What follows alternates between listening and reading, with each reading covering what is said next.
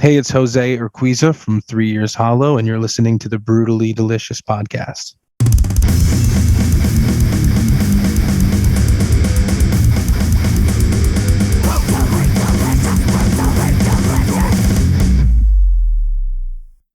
Here we are. Nice to meet you. Thanks for joining me. Nice to meet you, of course, yeah.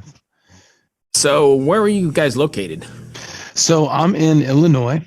I am in Geneseo, Illinois specifically, which is about 2.5 hours southwest of Chicago. So we're like 20 minutes from Iowa. So we're right on the Mississippi River. You're wicked cold right now. Oh man, yeah, it's 4 degrees right now. I'm in Richmond, Virginia, and it's in like the low 30s, and I'm dying. Oh yeah, that's funny. We were just outside, and the wind chill is -11, which is crazy. Negative, Jesus, Yeah, not for me. So anyway, we didn't come to talk about the weather, I guess. Let's talk about 3 Years Hollow. Yeah. Goodness. I don't know where to start, but I will start by saying brand new single, Breaking Sound, is absolutely great. I know it's Thank you very much. about a month and a half, somewhere. Yeah, about a month and a week. Yeah, a month and a couple weeks now. What's been the response to it so far? So far, thankfully, it's been great. I was very nervous. It's been a little bit of time since we put out a single, and it's also a little shift in songwriters coming in that wrote this one. And this is the latest song really that we wrote together as a band. So I would say it's at least a pretty good representation of where we are right now in this current moment. Right. So, which I really liked. And thankfully the fans so far have really appreciated it. Yeah. So early on, I think it was like 2014, maybe, Chemical Ride, you had like an amazing response, over 1 million views, or it's probably more than that now.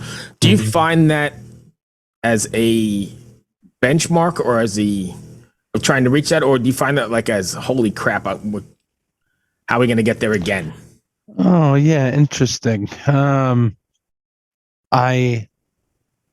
I don't know, and maybe this is part of our problem that I'm not as competitive, or I don't see those things and try to go after them as much as I should, as I am like just so in the process of writing music and doing the studio stuff. I guess I guess what I'm saying though is, did you find like when you're writing now, do you find like the pressure to try and write that one again, or are you just writing a song just for a song? Yeah, we definitely want to write a song that is as powerful as Chemical Ride. I think that one had some special ingredients with it, especially a producer named Tadpole that we worked with on that one that really brought that production out to life. So we definitely do go in wanting to achieve that level. Even recently when we went in to write a song, we were like, as far as the feel of the song Chemical Ride, we were even like, let's just see if we can tap into something like that again, and so yes, absolutely. Yeah. Do you find it difficult? So you've been around a number of years now, which is great in the music business. Yes, people up, but do you find it difficult not writing the same record over and over again and creating something that makes sense? Yeah, so I'm very lucky in that I work with a ton of other bands in the studio. So my production partner Morgan Rose from Seven Dust comes to the studio, and we work with a ton of bands. So I feel like I'm always just creating something new, and anyway. So I guess I don't even really go into it thinking about it too much. We're just always in the moment creating these things, and that's pretty much what we focus on. Are you guys going to take the model of, Break Sound is out, but are you guys going to take the model that the new music industry has sort of done and do like a single every 4 to 6 weeks or whatever it is? Or are you going to save for like a collective album, LP, record? Yeah, that's a good question. So I know our the record label that we've worked with for a while, Imagine Records, they definitely see the new way of doing things is to release, maybe an EP and then an EP, and then maybe an album as a collection of it, or just singles along the way. But I don't know. I still see my favorite bands putting out records, full albums. Yes. And that's what I like. So you're preaching to the choir here because I mean, I'm old enough to remember, it was a process. Tuesdays you'd go to the record store and buy the vinyl, and then you'd go home and you'd probably cut school and do something and listen to it from start to finish, flip it over, look at the artwork, read where it was recorded. All that stuff was important to me. These kids these days, though, they have like that 30-second. For sure. I agree on both. So, and I still see that there's like some bands that achieve this wonderful place where you can put out a record and then put out a single release of almost like 8 songs off of the record, and you're like a year and a half later after you've put out this album and you're still dropping a new single from it like nobody's heard it before. And really, some people haven't heard it before, and it's brand new to them. Papa Roach is the prime example of that. At least, like, they're just able to go so deep with the singles on their record. And I see that their songs come out, and it's been out for a while on the record, but it's brand new, and the video is brand new, and that's really cool to me. So, I see bands like that, and I'm like, I want to put out a full length record, and then just put a single out maybe every month, because you could still do that for sure. But that's at least what we're aiming for. I think we're going to try to put out a record. We're going to try to be done with the recording process by March, and then put it out after that. So you're lucky enough you actually work in the studio you're probably doing the record at, right? Exactly. Yes, we're doing it all right here. Yeah, drum rooms down below me, and we do most of the tracking up here, and yeah, it's real nice. Was it difficult to write and record during the pandemic, or the whatever the situation? A lot of musicians actually started writing a lot more and doing a lot more recording during the pandemic. So that part was not a challenge so much. What was a challenge for us in particular here was we did some group recording sessions where we would have Morgan, maybe Sean from Breaking Benjamin, and Barry from 3 Days Grace. They would come in here with like a group of 30 people, and then we would all write a brand new song together from scratch in the studio. And then the pandemic hit, and those types of events weren't allowed anymore. So that definitely shut down that type of thing, which was a big business for us here, at least for keeping the bills paid. Right.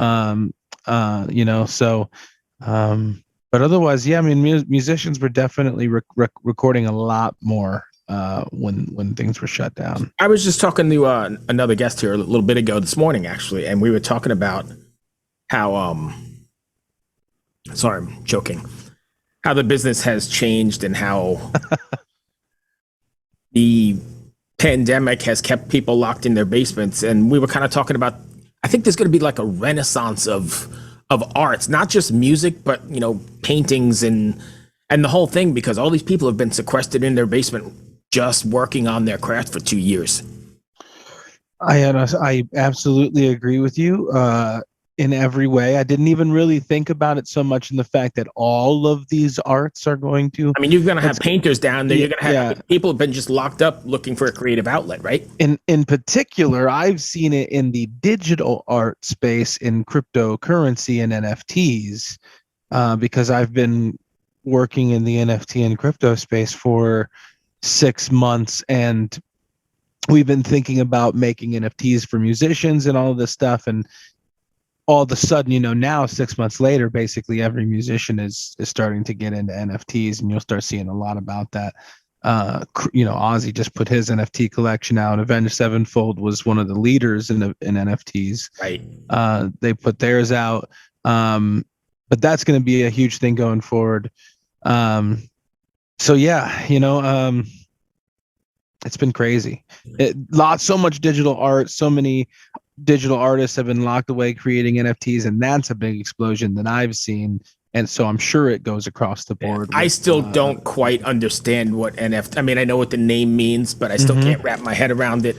Yeah. I've got a 21-year-old son, and he's talking to me all about it the other day. And I'm like, shit, you know a whole lot more than me because I don't even know what that means. It's all Greek. I'm happy to know that your 21-year-old son is talking about it, because it's really, it's going to be the future of how you prove ownership of a digital asset. That's really what it would be. It'd be like, uh, any tickets that you've gotten to any concert that you've ever gone to, you'll be able to collect and view in your wallet, Right. in your digital wallet and your phone. It won't be like a piece of paper ticket that you collected anymore. Although in the future, some companies are going to allow you to, if you hold that digital ticket in your wallet, they're going to allow you to print out a nice copy of it so you can keep it So for at old home. school guys like me who still have this cigar box with everything dating back Exactly. from 1983.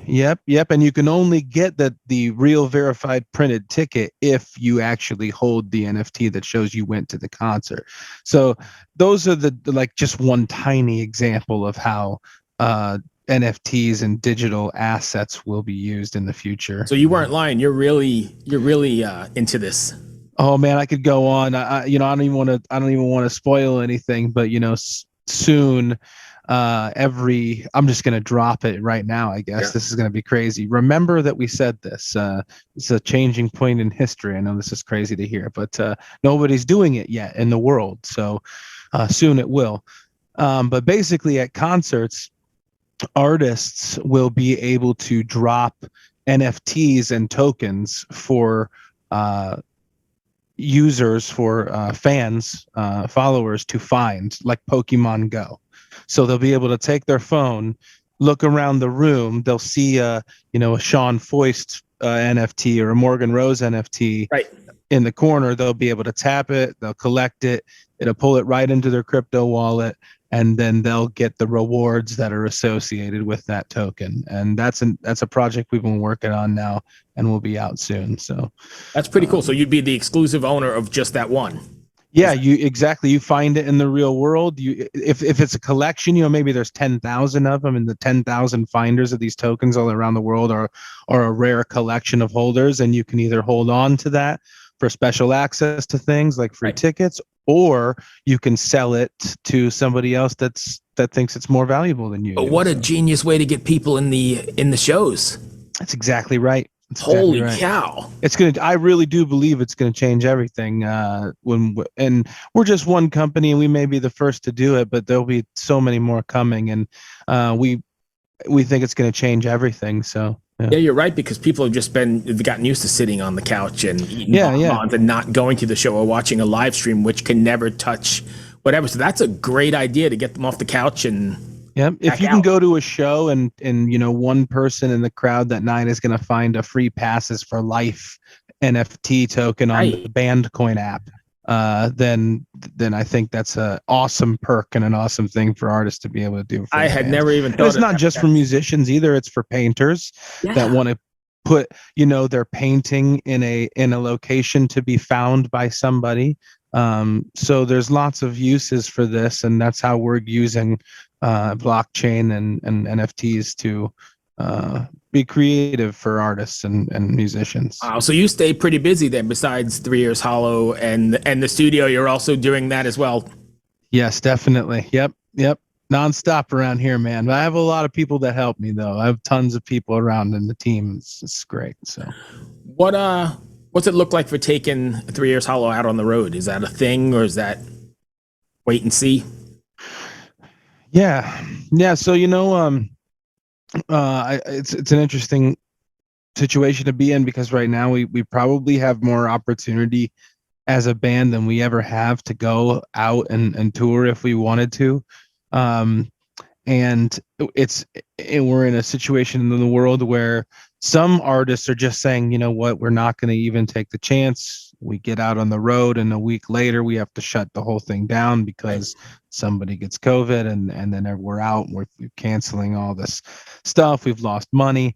And some bands are able to do it, and they're able to go out, probably the larger name bands that can play large places where certain things are required, and everybody can get into those places in mass quantity. So, I don't really know. Right now I've just told myself we need to focus on writing new music for everybody. Like we need to do that more than anything. And so that's what we're gonna do before we really start talking about playing shows. So yeah, I mean, because it's a whole. You had mentioned like the advances and everything you got to put into it in case you have to cancel it a week on the road, but there's a whole thing that you would have to go through too as an artist, right? I mean, there'd be all the weird quarantines and shop regulations, and For sure. Yeah. and it would change the whole dynamic of, I think, a show anyway, right? Yep, absolutely. So we're ready to. We just, if anything, I feel like it's been so long since we've written new music for people. Like that to me, I just is important. So that's what we're focusing on. So what's next for 3 Years Hollow? You're just going to be writing. How much do you have written already, and how much is recorded? We've got 6 songs written, fully ready to just put the final touches on and probably mix, and then 15 demos. Really, I want to say like 40 demos, but really it's more like 15 real solid demos. So yeah, we're pretty much there as far as the songs that are going to be on the record. We're really happy with the demos we've got, and some of them we have yet to fully explore. So we're pretty close. Yeah. Excellent. That's quite exciting. Yeah. That's all I had on my list. Did I miss anything you wanted to cover? I don't know that I have anything. I think we kind of meandered around, but I kind of just like to keep it casual and see where we go. Yeah. We even touched on crypto and NFTs, which I didn't think we'd talk about.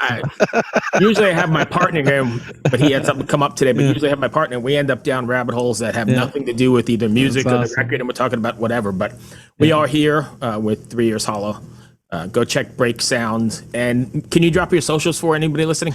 Yeah. We're pretty much at everything /3 Years Hollow, the number 3 Years Hollow. So Facebook.com/3 Years Hollow, YouTube, Instagram. Thank you, my friend. I appreciate you taking the time. All right. Thank you. I really dig the new music, so I'm looking forward to some more stuff. All right. Thank you very much. Stay safe. Talk to you soon. All right. Bye. Bye.